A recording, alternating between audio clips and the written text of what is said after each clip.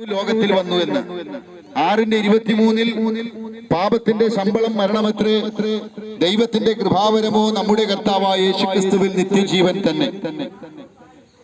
പ്രിയമുള്ളവരെ, മനുഷ്യന്റെ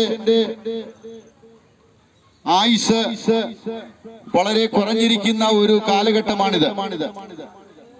969 വർഷം വരെ ജീവിച്ചിരുന്ന മെഥുശലഹ് എന്ന് പറയുന്ന മനുഷ്യനെ വേദപുസ്തകത്തിൽ പരിശുദ്ധാത്മാവ് പരിചയപ്പെടുത്തുന്നുണ്ട്. മനുഷ്യന്റെ ആദ്യത്തെ സൃഷ്ടിയാകുന്ന ആദം എന്ന് പറയുന്ന മനുഷ്യന്റെ ആയുസ് 930 വർഷമായിരുന്നു. എന്നാൽ വിശുദ്ധ തിരുവെഴുത്തുകളിൽ പഴയ നിയമത്തിൽ വീണ്ടും മോശയുടെ കാലമായപ്പോൾ മനുഷ്യന്റെ ആയുസ് 120 വർഷമായി, അല്ലെങ്കിൽ 120 വർഷമാകും എന്ന് ഉൽപ്പത്തി പുസ്തകത്തിൽ കാണുവാൻ കഴിയുന്നുണ്ട്. എന്നാൽ അതിനുശേഷം വീണ്ടും കൃപായുഗം എന്ന് പറയുന്ന യേശുക്രിസ്തുവിന്റെ കന്യകാ ജനനം മുതൽ യേശുക്രിസ്തുവിന്റെ രണ്ടാമത്തെ മടങ്ങിവരവാകുന്ന മേഘപ്രത്യക്ഷത വരെയുള്ള കാലഘട്ടം കൃപായുഗം എന്ന പേരിലാണ് അറിയപ്പെടുന്നത്. ആ കൃപായുഗത്തിലെ മനുഷ്യന്റെ ആയുസിനെ കുറിച്ച് കർത്താവ് യേശുക്രിസ്തു ഇപ്രകാരമാണ് പറഞ്ഞത്: 60 70 ഏറെയായാൽ 80 സംവത്സരം.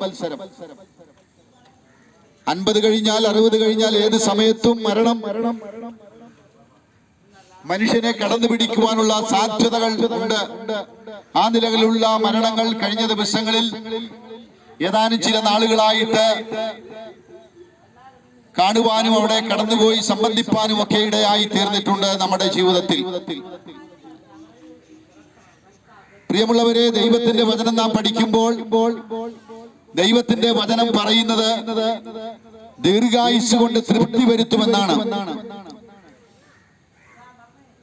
മനുഷ്യന്റെ ആയുസ് എന്ന് പറയുന്നത്, കൃപായുഗത്തിലെ ആയുസ് 80 സംവത്സരം. അതിന്റെ പ്രതാപവും പ്രയാസവും ദുഃഖവും എത്രേ. അങ്ങനെയെങ്കിൽ 80 വയസ്സ് വരെയും ജീവിച്ച്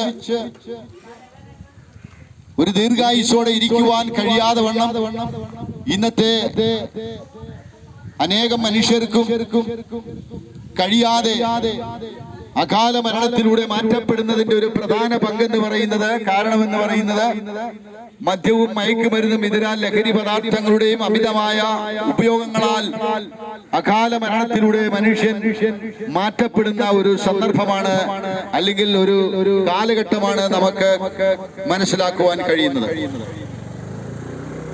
ഇന്നത്തെ യുവതലമുറകൾ വളരെ ചെറിയ പ്രായം മുതൽ മദ്യത്തിനും മയക്കുമരുന്നിനും ഇതര ലഹരി പദാർത്ഥങ്ങൾക്കും അടിമകളായി കഞ്ചാവ് പോലെയുള്ള മാരക ലഹരികൾ, MDMA പോലെയുള്ള മാരകമായ ലഹരികൾ, പെറ്റിഡിൻ പോലെയുള്ള മാരകമായ ലഹരികൾ ഒക്കെ ഇന്നത്തെ യുവതലമുറകൾ, യുവതിയുവാക്കൾ ഉപയോഗിക്കുന്നതായിട്ട് കാണുവാൻ കഴിയുന്നുണ്ട്. എന്നാൽ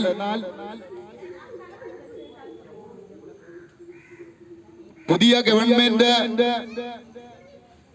സ്ഥാനമേറ്റത് മുതൽ ഓപ്പറേഷൻ കുബേര തുഫാൻ എന്ന പേരിൽ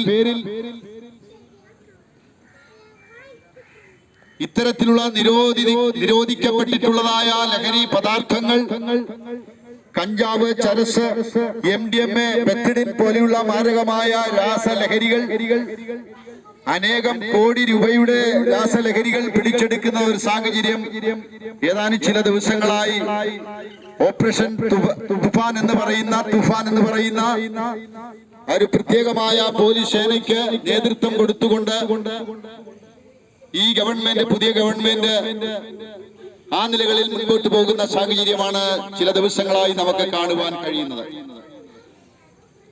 വളരെ സന്തോഷമുണ്ട്. കഴിഞ്ഞ വർഷം ഞങ്ങളുടെ ജീവിതത്തിൽ തിരുവനന്തപുരം മുതൽ കാസർഗോഡ് വരെ 1000 മണിക്കൂർ 100 ദിവസത്തെ പ്രാർത്ഥനയും ഉപവാസവും ഞങ്ങളുടെ വിവിധ ചർച്ചുകളിൽ ഞങ്ങൾക്ക് കടന്നുപോയി ആ കാര്യങ്ങൾ നടത്തുവാൻ ഞങ്ങളുടെ ജീവിതത്തിൽ സാഹചര്യം ഒരുക്കി കർത്താവ്. ഞങ്ങൾ ഉപവസിച്ചു, പ്രാർത്ഥിച്ചു. ഗവൺമെന്റിനോട് ദൈവം ഇടപെടണം. രാജാക്കന്മാരുടെ ഹൃദയം യഹോവയുടെ സന്നിധിയിൽ നീർത്തോട് കടക്കെ കിടക്കുന്നു. തനിക്കിഷ്ടമുള്ളിടത്തേക്ക് അതിനെ തിരിക്കുന്നു. ഉന്നതനും മീതെ ഉന്നതനും അതിനും മീതെ ഒരു അത്യുന്നതനുമുണ്ട് എന്നുള്ള അർത്ഥവാക്യത്തെ ആധാരമാക്കി ദൈവസന്നിധിയിൽ ഞങ്ങൾ 100 ദിവസത്തോളം 1000 മണിക്കൂർ വരുന്ന നീണ്ട ഉപവാസവും പ്രാർത്ഥനയും ഞങ്ങൾ ദൈവസന്നിധിയിൽ കഴിപ്പാൻ തക്കവണ്ണം ഇടയായി തീർന്നു. ഞങ്ങൾ വിശ്വസിക്കുന്നു അതിന്റെ ആ പ്രാർത്ഥനയുടെയും ഉപവാസത്തിന്റെയും പരിണിത ഫലമായി പുതിയ ഗവൺമെന്റ് ചാർജ് എടുക്കുകയും ആ നിലകളിൽ അനേകം കോടി രൂപയുടെ രാസലഹരികളും മാരകമായ ലഹരികളുമൊക്കെ MDMA-യും പെത്തുഡിനും അതുപോലെയുള്ള കഞ്ചാവും പോലെയുള്ള മാരകമായ ലഹരികൾ പോലീസ് അധികാരികൾ, എക്സൈസ് അധികാരികളൊക്കെയും പിടിച്ചെടുക്കുവാൻ തക്കവണ്ണം ഇടയായി തീർന്നതിൽ അതിയായ സന്തോഷമുണ്ട്. സകല മാനവും മഹത്വവും പുകഴ്ചയും ആരാധനയും ബഹുമാനവും സർവശക്തനായ കർത്താവിന് അർപ്പിക്കുകയാണ്. ദൈവത്തിന്റെ പ്രവൃത്തികളാണ് കഴിഞ്ഞ ദിവസങ്ങളായി നമുക്ക് കണ്ടുവരുവാൻ ഇടയായി തീരുന്നത്. ചില പിതാക്കന്മാർ നാളിതുവരെയും ഒരു ലഹരി പോലും ഉപയോഗിച്ചിട്ടില്ലാത്തതായ ചില പിതാക്കന്മാരുടെ ചില ആൺമക്കൾ, പെൺമക്കളായിക്കൊള്ളട്ടെ, ചില ലഹരികൾക്ക് അവരടിമകളായി നല്ല കുടുംബ പശ്ചാത്തലമുണ്ട്, നല്ല സൗന്ദര്യമുണ്ട്, നല്ല ആരോഗ്യമുണ്ട്, നല്ല വരുമാനം ഉണ്ട്, നല്ല ജോലിയുണ്ട്, ഭാര്യയുണ്ട്, അതുപോലെ കുഞ്ഞുങ്ങളുണ്ട്. വളരെ ചെറുപ്പക്കാരായിട്ടുള്ള യുവതി യുവാക്കൾ പല നിലകളിൽ മാരകമായ ലഹരികൾക്ക് അടിമകളായി അവരുടെ ജീവിതം വ്യക്തിപരമായി ദുസ്സഹമായി തീരുന്നു. അവരുടെ കുടുംബജീവിതം വളരെ ദുസ്സഹമായി മാറുന്നു. കുടുംബത്തിൽ സമാധാനമില്ല, സന്തോഷമില്ല. ആ നിലകളിൽ മുൻപോട്ട് പോകുന്ന ഒരു ജീവിത സാഹചര്യമാണ് നമ്മുടെ കേരളത്തിൽ ചുറ്റുപാടുകളിൽ നമുക്ക് കാണുവാൻ കഴിയുന്നത്. പ്രിയമുള്ളവരെ, ഒരു പരിധിവരെ ഈ തകർച്ചകൾക്കും ആത്മഹത്യകൾക്കും പ്രതിസന്ധികൾക്കും അകാല മരണത്തിനും കാരണമായി വരുന്നത് ഒരു പരിധിവരെ മദ്യവും മയക്കുമരുന്നും ഇതര ലഹരി പദാർത്ഥങ്ങളുമാണ് എന്നുള്ളതിൽ യാതൊരു വിധത്തിലുമുള്ള സംശയവുമില്ല. പ്രിയപ്പെട്ടവരെ, വിശുദ്ധ വേദഗ്രന്ഥത്തിൽ നിന്ന് ഒരു ചിന്ത ദൈവസന്നിധിയിൽ നിങ്ങളോട് അറിയിച്ച് പ്രാർത്ഥിച്ച് ഈ സന്ദേശം ഇവിടെ അവസാനിപ്പിക്കുവാൻ ഞങ്ങൾ താല്പര്യപ്പെടുകയാണ്. വിശുദ്ധ ബൈബിളിൽ സുവിശേഷങ്ങളിൽ ഒരു ഭാഗം നമ്മൾ പഠിക്കുമ്പോൾ അവിടെ യേശു കർത്താവും തന്റെ ശിഷ്യന്മാരും ഒരുമിച്ച് ഗദരദേശം എന്ന് പറയുന്ന ഒരു ദ്വീപിലേക്ക് കടന്നു പോകുവാൻ തക്കവണ്ണം ഇടയായി തീർന്നു.